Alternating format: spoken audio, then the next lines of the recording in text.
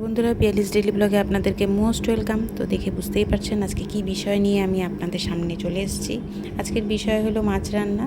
তো পাপা নিয়ে এসছে আর মাছ, সেই আর মাছটাই আজকে রান্না করব। আর কিভাবে রান্না করলাম সেটাই আপনাদের সঙ্গে শেয়ার করব। মাছটাকে ধুয়ে পরিষ্কার করে নিয়ে নেওয়া হয়েছে, আর গরম কড়াইতে দিয়ে দেওয়া হলো সর্ষের তেল। আর তেলটা গরম হতে হতেই এই ফাঁকে আমি মাছের মধ্যে লবণ হলুদ মাখিয়ে নিয়েছি।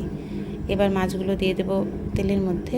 দেখতেই পাচ্ছেন 3 পিস মাত্র মাছ আমি রান্না করব, কারণ আমরা 3 জন একবেলাই মাছ খাই। রাত্রে আমরা মাছ খাই না, শুধুমাত্র দুপুরেই মাছ খাই, তাই 3 জনের জন্য 3 পিস মাছ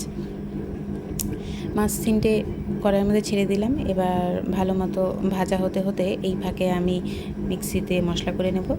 মশলার মধ্যে আছে জিরে, লঙ্কা আর আদা। আজকে একটু পাতলা করে মাছের ঝোলটা করব, সর্ষে পোস্ত দিয়ে করব না। বেশিরভাগ সময় সর্ষে পোস্ত দিয়ে যেহেতু খাওয়া হয়, তাই আজকে ভাবছি একটু সিম্পলভাবেই করব। আর এদিকে মাছ ভাজা হয়ে গেছে, দেখতেই পাচ্ছ। আর এই ভেজে রাখা মাছের তেলের মধ্যে আমি জিরে সম্বার দিয়ে কেটে রাখা আলুটা দিয়ে দিলাম।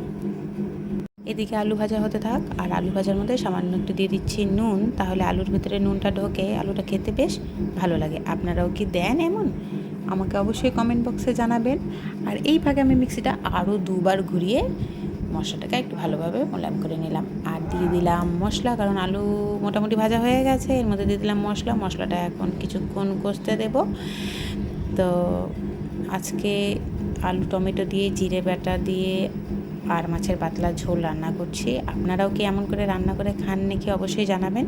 তো মশলাটা কিছুক্ষণ কষার পরে আমি দিয়ে দিচ্ছি কেটে রাখা টমেটোটা একটু সেদ্ধ হলে তারপরে আমি দিয়ে দেবো জল। টমেটোটা একটু সেদ্ধ হতে সময় লাগবে, যেহেতু এখনকার টমেটো একটু সময় নেয়।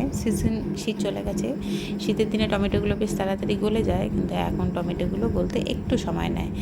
যদিও বা সিদ্ধ হয়ে যায়, কিন্তু দেখে মনে হয় যে সিদ্ধ হয়নি, তাই খুন্তিতে একটুখানি চেক করে নিচ্ছি।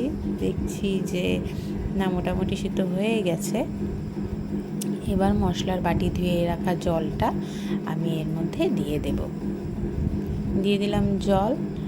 আর কিছুটা জল লাগবে, একটু যেহেতু পাতলা করে ঝোল করব, তার জন্য জলটা একটু বেশি দিলাম। আলুটাও সেদ্ধ হতে লাগবে, তার জন্য জলটা দিয়ে দিলাম। ঝোলটা ফুটতে থাক, আর আমি এদিকে আপনাদের সঙ্গে একটু গল্প করতে থাকি।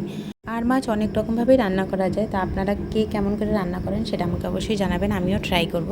আর ঝোলের মধ্যে দিয়ে দিয়েছি মাছ, হয়ে গেছে আমার মাছের ঝোল। তো বন্ধুরা, কেমন লাগলো আজকে আমার এই আর মাছের হালকা পাতলা ঝোল সেটা জানাবেন।